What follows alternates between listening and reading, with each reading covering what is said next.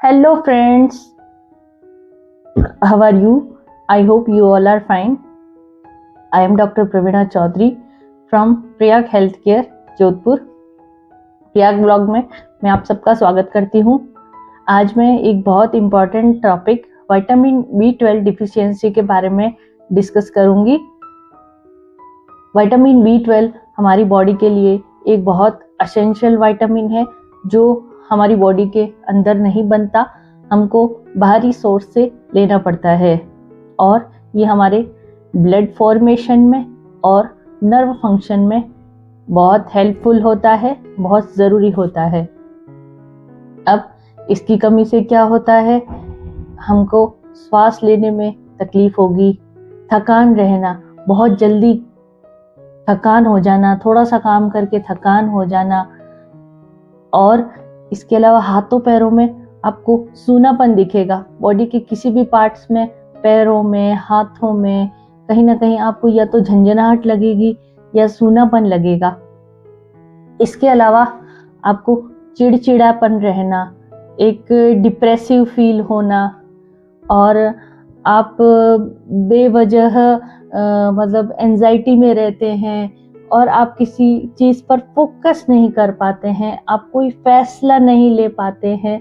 अगर ये लक्षण भी आपको दिखाई दे रहे हैं तो आपको विटामिन B12 ज़रूर टेस्ट करवाना चाहिए।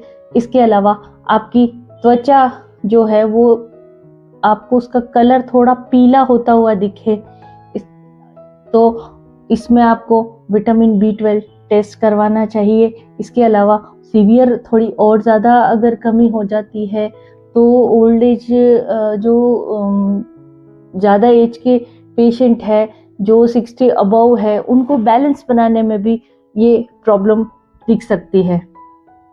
तो इस प्रकार के आपको भी आपके परिवार में या आपको ये लक्षण दिखाई दे रहे हैं तो आप विटामिन B12 टेस्ट ज़रूर करवाएं।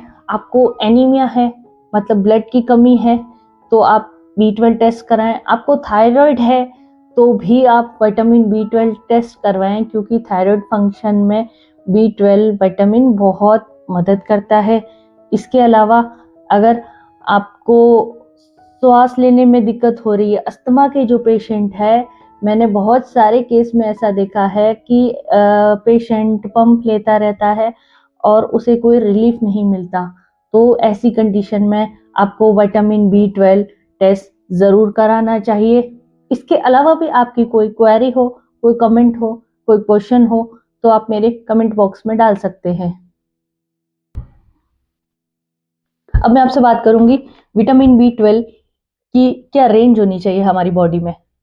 जनरली 200 से 900 pg पर ml पिकोग्राम पर मिलीलीटर, ये रेंज एक आइडियल रेंज मानी जाती है। 200 से अगर आप कम आ रही है तो आप बहुत डिफिशिएंट है, आपको अपने डॉक्टर से सलाह लेनी चाहिए। और 200-300 के बीच एक नॉर्मल रेंज होती है, लेकिन मेरे ख्याल से ये रेंज 500 होनी चाहिए। आपकी बॉडी में अगर 500 pg पर ml है तो एक सफिशिएंट अमाउंट है आपकी बॉडी में, वरना आपकी बॉडी कहीं ना कहीं स्ट्रगल करती रहती है।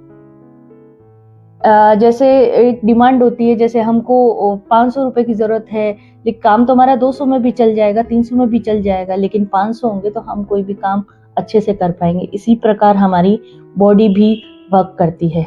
इसके बाद अब हमारी इससे पूर्ति कौन कौन से खाना हमें खाना चाहिए जिससे हमें इसे डिफिशियंसी को कम किया जा सके, ख़त्म किया जा सके। कौन कौन सा खाना खाने से हम ये कर सकते हैं। वेजिटेरियन लोगों के लिए दूध और दूध से बनी चीज़ें, दूध है, दही है, पनीर है, बटर है, इन सब चीज़ों को लेना। इसके साथ आलू है, चुकंदर है, हरे मटर है, केला है, इन सब चीज़ों को लेना चाहिए। और नॉन वेजिटेरियन जो लोग हैं उनके लिए मीट है, फिश है, चिकन है, बीफ है, इन सब को लेने से आपका विटामिन B12 बहुत जल्दी इंक्रीज होता है। लेकिन हमने हमेशा देखा है कि जो लोग नॉन वेजिटेरियन हैं उन लोगों में ये कमी बहुत ज़्यादा देखी जाती है, क्योंकि जितने अमाउंट में हमारी बॉडी को आवश्यकता होती है उतने अमाउंट में हमें वो B12 नहीं मिल पाता। तो इसके लिए हमको अपने डॉक्टर से सलाह लेनी चाहिए। हमको बाहर से डॉक्टर जो भी दवाई दे, मेडिसिन दे, सप्लीमेंट दे, वो हमें लेने चाहिए और अपना B12 लेवल बैलेंस करना चाहिए। अगर आपको मेरा इंफॉर्मेशन अच्छी लगी हो तो प्लीज़ मेरे चैनल को सब्सक्राइब करें, लाइक करें। Thank you.